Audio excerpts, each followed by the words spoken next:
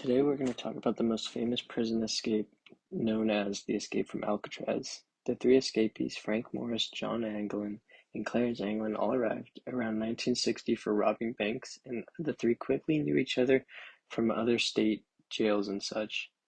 Quick backstory about the escapees, starting with Frank Morris. Frank Morris was born on September 1st, 1926 in Washington, D.C., and was orphaned at age 11. He was committing crimes since he was 13 years old, and they progressively got worse as he grew up. All up until he escaped jail, he was in and got recaptured and sent to Alcatraz, given the inmate number AZ-1441. John Anglin was born May 2nd, 1930, and Clarence Anglin was born May 11th, 1931, in Georgia, and Clarence started the two's life of crime by first robbing little service stations until the two became a duo, robbing massive banks through the United States. They were caught while trying to rob a bank in Columbia, Alabama, and were sentenced to 35 years in Atlanta. After multiple tries of escaping, they were sent to Alcatraz and given the inmate numbers AZ-1476 and AZ-1485. The three were assigned adjacent cells, which would give them all the time to get to know each other and create a plan to escape. Morris was known for his high intelligence and took the lead in planning the famous escape. John and Clarence Anglin would retrieve the supplies and make the dummy heads to distract the guards. The group had begun laying plans the previous December when one of them came across old saw blades. Using crude tools, including a homemade drill made from the motor of a broken vacuum cleaner, the plotters each loosened the air vents at the back of their cells by painstakingly drilling closely spaced holes around the cover so the entire section of the wall could be removed. Once through, they hid the holes with whatever they could, a suitcase, a piece of cardboard, etc. Behind the cells was a common unguarded utility corridor. They made their way down this corridor and climbed to the roof of their cell block inside the building, where they set up a secret workshop. There, taking turns keep watch for the guards, in the evening before the last count, seeing the crude periscope they constructed for the lookouts. They used a variety of stolen and donated materials to build and hide what they needed to escape.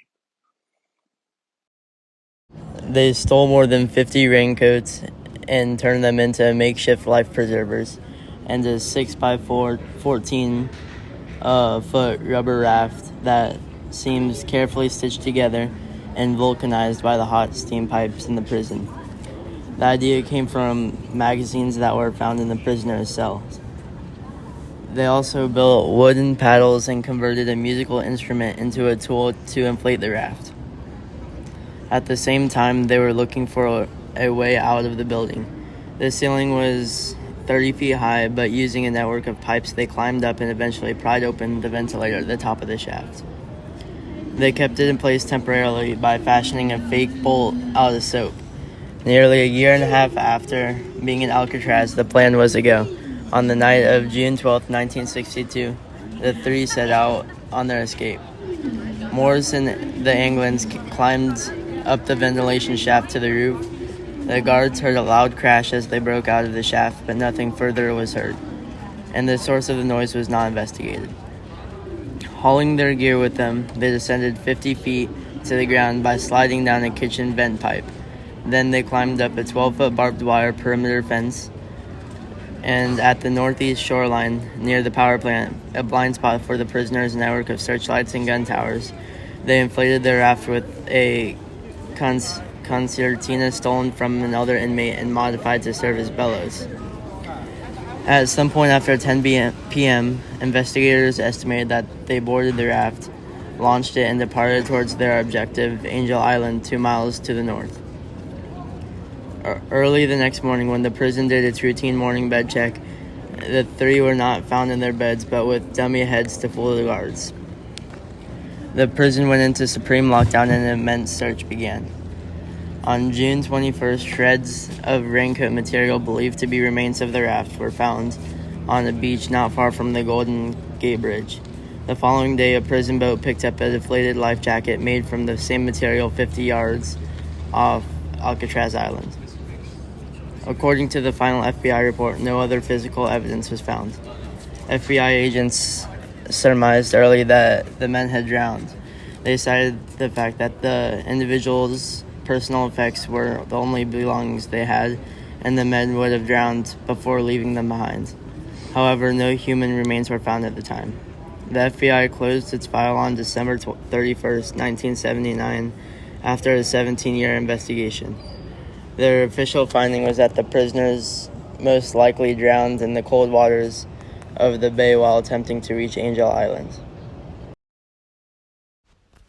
They cited the remnants found of the raft, as well as the personal effects of the men, the evidence that the raft broke up and sank at some point, and the 3 convicts succumbed to hypothermia with their bodies swept out to the sea by the rapid currents of the San Francisco Bay.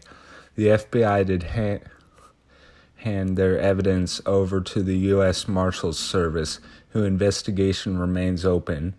As Deputy U.S. Marshal Michael Dyke told NPR, there's an active warrant and the Marshals Service doesn't give up looking for people. In 2009, Dyke said that he was still receiving leads on a regular basis.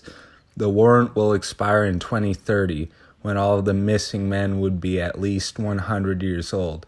Due to the 50 years of saltwater saturation had severely eroded the building, Alcatraz was ordered to shut down by Attorney General Robert F. Kennedy on March 21st, 1963, a little under a year after the famous escape. In January 1965, the FBI investigated a rumor that Clarence Anglin was living in Brazil.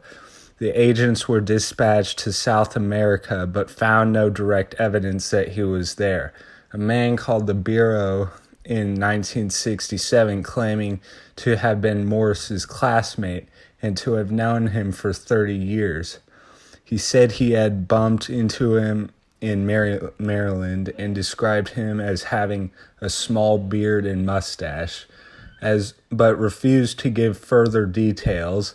Family members of the Anglin brothers occasionally received postcards and messages over the years. Most were unsigned. One was signed Jerry and another Jerry and Joe. The family also produced a Christmas card, purportedly received in the family mailbox in 1962, saying, "To Mother, from John, Merry Christmas." Another of the Anglin's 11 siblings, Robert, also said that sometimes the phone would ring and all that could be heard was breathing on the other end. Robert said, "I suppose all that could have been pranks, but maybe it was my brothers." The mother of the Anglin brothers received flowers anonymously every Mother's Day until her death in 1973, and 2 very tall, unusual women in heavy makeup were reportedly to have attended her funeral. Federal officials say that in the mid to late 1960s and into the 1970s, there were 6 or 7 sightings reported in the Anglin brothers. Anglin brothers, all in North Florida or Georgia. Robert said that in 1989, when the father of the Anglin brothers died, 2 strangers in beards showed up at the funeral home. According to Robert, they stood in front of the casket looking at the body a few minutes. They wept, then they walked out.